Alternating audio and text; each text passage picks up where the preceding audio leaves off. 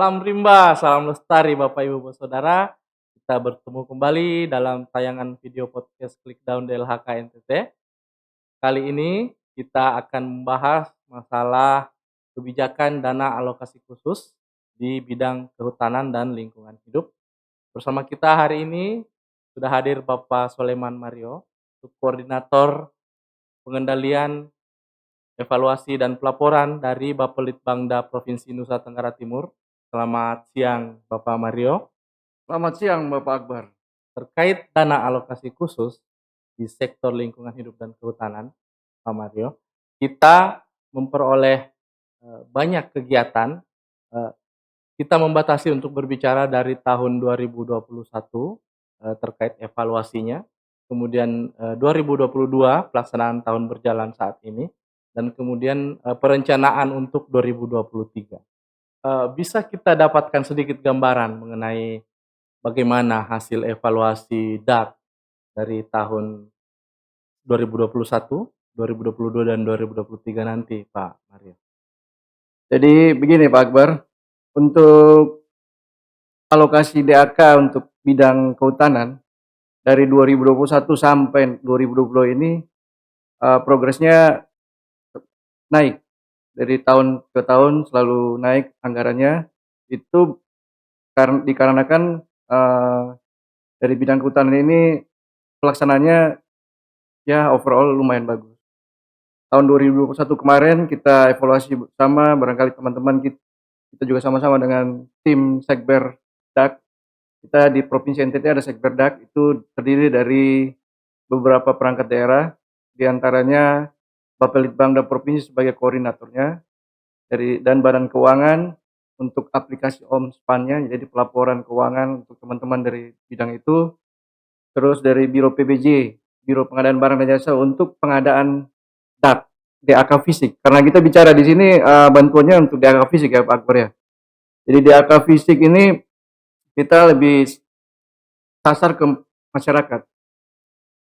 DAK fisik yang berapa tahun terakhir ini untuk kehutanan ini ada ke teman-teman masyarakat yang kayak kelompok-kelompok tani hutan yang itu Pak Akbar. Di situ ada bantuan berupa mesin kopi, kemiri, sarplasnya, ekonomi produktif.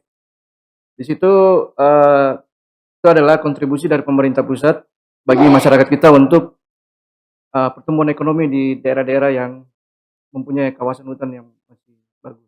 Karena kita di bidang pengendalian evaluasi, kita selalu sebelum akhir tahun atau setiap pencairan tahap 1, teman-teman kita tim dari Sekber itu selalu berkoordinasi dengan OPD perangkat daerah terkait yang pengampu DAK. Salah satunya Dinas Lingkungan Hidup dan Kehutanan Provinsi. Pelaporan itu harus disampaikan ke kita dan kita akan menyampaikan ke teman-teman di Sekberdak di Bangda agar tahun berikutnya kita bisa mendapatkan anggaran untuk lebih banyak lagi untuk masyarakat kita. Barangkali demikian Pak Akbar. Berbicara masalah evaluasi Pak Mario, ya. Untuk hasil evaluasi kami di 2021, kami sendiri menyadari bahwa masih terdapat banyak kendala-kendala teknis dan non-teknis yang terjadi, termasuk diantaranya mungkin bisa saja kami sebutkan bahwa kita dipengaruhi oleh kondisi geografis Nusa Tenggara Timur yang merupakan provinsi kepulauan, bisa dikatakan seperti itu, sehingga ada sarana prasarana yang terkadang harus inden dari luar negeri, dan itu mengalami kendala pengiriman, sehingga ada keterlambatan di sini. Iya Pak, kemarin kita turun, benar sekali Pak Akbar. Itu kendalanya bukan hanya karena geografis, tapi kita tahu sendiri pandemi COVID masih ada. Betul.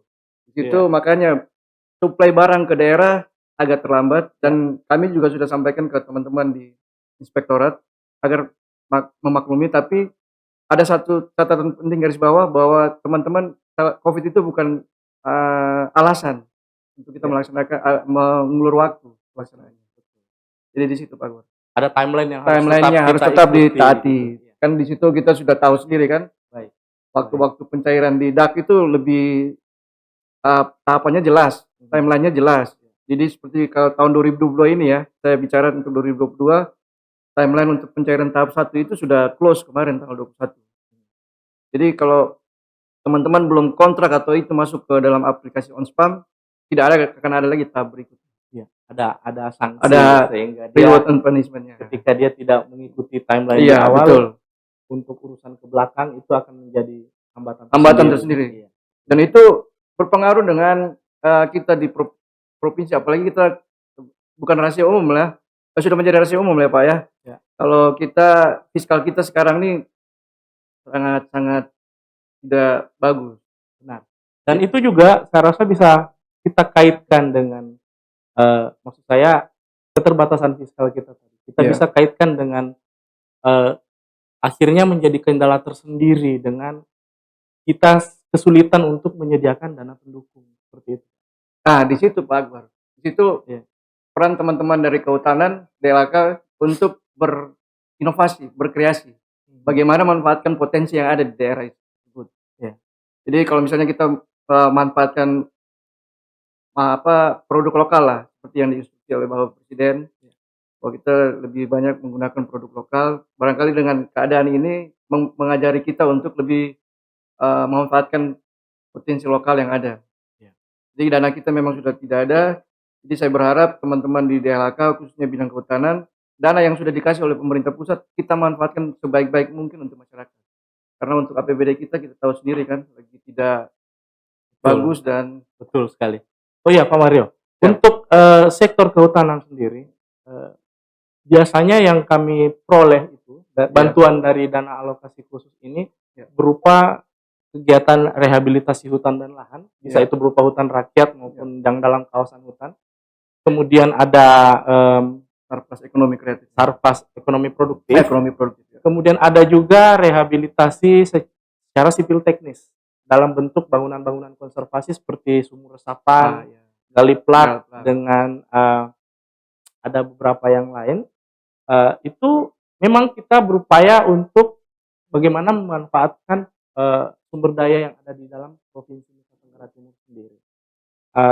Oke, mungkin sedikit gambaran bahwa bahan-bahan bangunan yang bahan-bahan konstruksi yang kemudian dipakai itu kadang-kadang kita mengalami kesulitan, tapi itu menjadi satu tantangan tersendiri. Seperti yang Bapak Kadis kami selalu bilang, segala sesuatu jangan lihat dia menjadi tantangan. Jangan jadikan dia hambatan maksudnya. Selalulah jadikan mereka tantangan sehingga kita berupaya cari solusi. Betul Pak. Ya. Kalau untuk ini kita berpindah ke 2023 lagi terkait perencanaan 2023. Ya. Untuk 2023 kami ya benar seperti kata Pak Mario tadi bahwa kita mengalami kenaikan dari sisi nominal yang bantuan DAK ini. Kalau tidak salah 16 miliar lebih. Dari itu usulannya 124 usulan ya. 120. Dan masih juga di sektor kehutanan itu masih di sekitar sarpras ekonomi produktif dan bangunan konservasi dan HL juga. Ya, betul. Ya. Itu ada di beberapa kabupaten. Tahun depan itu di Sumba Timur ada, di Sumba Timur Tengah Utara. PTU ada. Itu untuk RHL-nya. Di luar kawasan hutan. Ya. Ada beberapa di kabupaten lain juga yang berupa bangunan konservasi tadi. Iya, Pak. Ya. Ini satu pesanan dari kita, dari tim koordinasi, agar KPH yang mendapat bantuan bekerjalah dengan smart. Ya. Oke. Jadi di situ kan kita bisa manfaatkan apa yang ada di situ. Ya. Segala sesuatu harus bisa terukur, segala sesuatu harus bekerja secara cerdas. Iya. Semoga semangat itu kemudian kita bisa tularkan kepada teman-teman KPH dan terkhusus kepada kelompok tani penerima itu. Jadi catatan kita juga dari sebagai koordinator pengendalian, teman-teman jangan kejar outputnya, kita kejar outcome.